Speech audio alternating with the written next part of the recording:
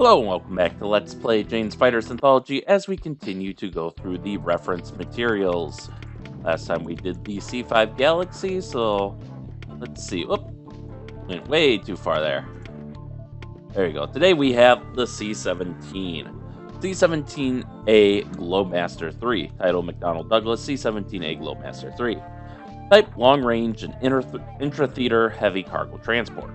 Program, U.S. Air Force selected McDonnell Douglas to develop CX cargo aircraft 28th of August 1981. Full-scale development called off January of 1982 and replaced on 26th of July 1982 by slow-paced preliminary development order. Development and 3 prototypes, 1 flying, ordered 31st of December 1985. Fabrication of first C-17A P1/87-0025 began 2nd of November 1987. First production C-17A contract 20th of January 1988. Assembly started at Long Beach 24th of August 1988. Assembly of prototype completed 21st of December 1990. First flight 15th of September 1991.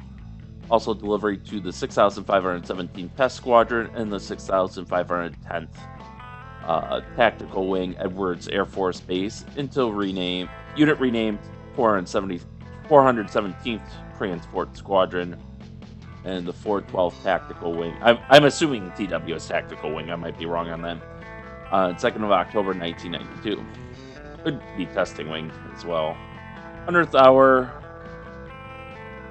35th sortie, 17th of January 1992. First aerial refueling, 11th of April 1992.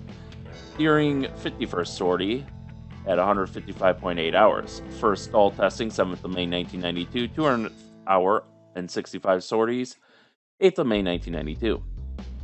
Achieved BNE Mach 0.875 or 510 knots, May of 1992. First opening of cargo door in flight, 17th of June 1992. 300th hour and 73 sorties, 13th of August 1992. 100th sortie, 326 hours, 29th of August 1992. New software for expansion of flight envelope flown 5th of January 1993. 400th sortie, 25th of May 1993 by P5/89-1191.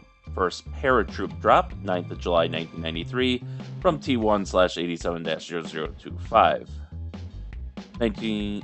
2 new payload to altitude records established by P188-0625.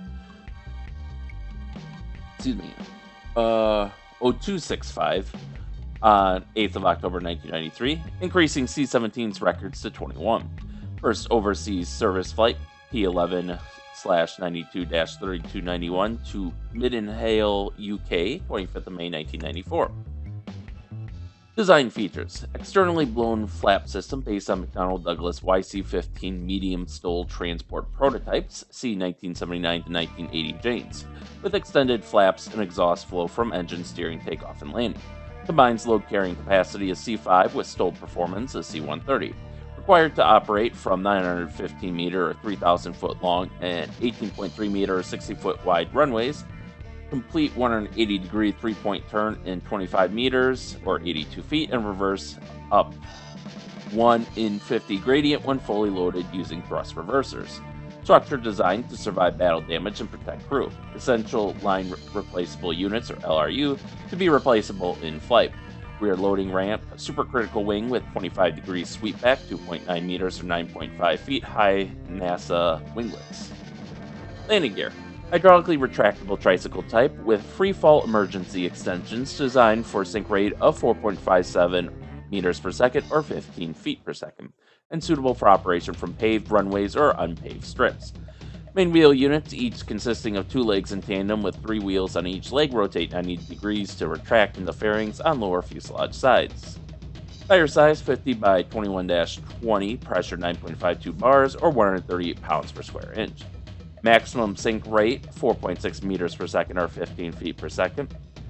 Minesco twin wheel nose leg retracts forward, tire size 40 by 16-14, pressure 10.69 bars or 155 pounds per square inch.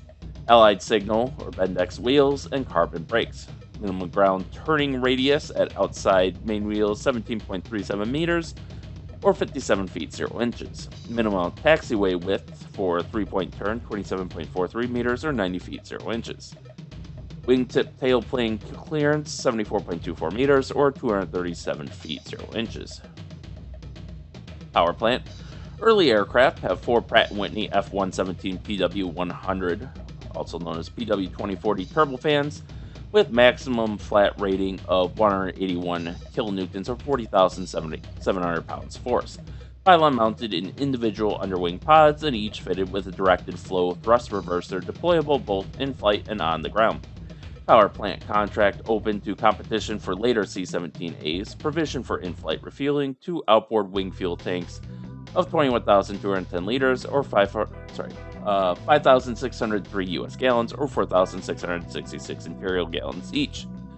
2 inboard wing fuel tanks of 30,056 liters or 7,940 US gallons or 6,612 imperial gallons each.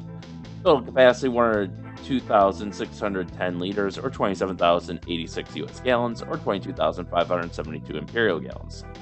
Plus the fuel pumps. Accommodation. Normal flight crew, a pilot and co-pilot side by side on flight deck, 2 observer positions, and loadmaster station at forward end of main floor. Access to flight deck via downward opening air stair door on front side of lower forward fuselage. Bunks for crew immediately aft of flight deck area. Crew comfort station at forward end of cargo hold. Main cargo hold able to accommodate U.S. Army wheeled vehicles, including 5-ton expandable vans in 2 rows, or 3 Jeeps side by side, or up to 3 AH-64A Apache attack helicopters with straight-in loading via hydraulically actuated rear loading ramp, which forms underside of rear fuselage when retracted. Aircraft fitted with 27 stowable tip-up seats along each sidewell and another 48 seats, which can be erected along the centerline. Optionally, up to 48 liters for medical evacuation mission, or up to 100 passengers on 10-passenger pallets, in addition to 54 sidewall seats. Avionics. Honeywell dual air data computers with advanced digital avionics and 4 full-color multifunction displays. 2 GEC Marconi full-flight regime foldable head-up displays, plus integrated mission and communications keyboards and displays. Primary flight data presented on HUD and selectable mode for the MFD. Horizontal navigation situation, computer-generated flight plan, and weather radar overlay selectable in MFD. Station keeping, SKE, accomplished from glare shield control panel. MCDs have frequency and channel pre-storage facility and provide for flight plan entry manually or by pre-programmed cassette, permitting insertion of in-flight planning changes without disturbing ongoing navigation. All MCD information for flight and navigation monitoring is presented on the HUD and MFDs.